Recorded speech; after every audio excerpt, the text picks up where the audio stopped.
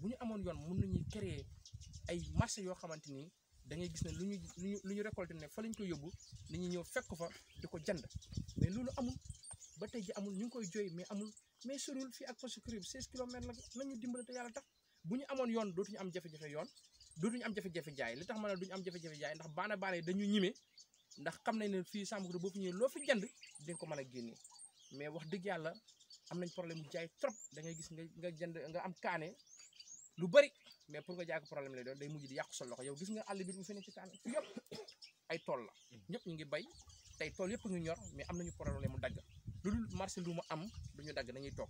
te léegi pour ñu dagg balaa beneen marché lu ma di ñëw ñuy dagg da ngay gis affaire bi day bëri trop ba buñ ko daggee sax dañuy obligé di ko xaaj di ko jox ay ñenn ñoo xam ne ñoo ko yóbbu di ko jaay di ñëw di leen jox seen xaalis te nañ leen koy joxee sax lu yàlla xam doy na kon loolu jafe-jafe moom ci boo xamante ni la mu ngi koy dund wax dëgg yàlla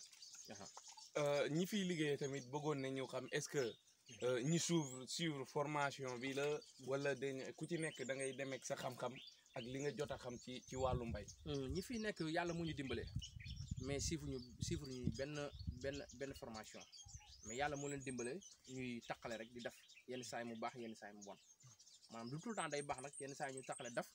mu baax yenn saay mu bon ndaxte engrais bu ñu ciy def engrais bu ñuy engrais dugub la wala gerte amuñu engrais normal boo xamante ni moo war a dem ci maraîchage pompe bi tamit dañuy làmbut rek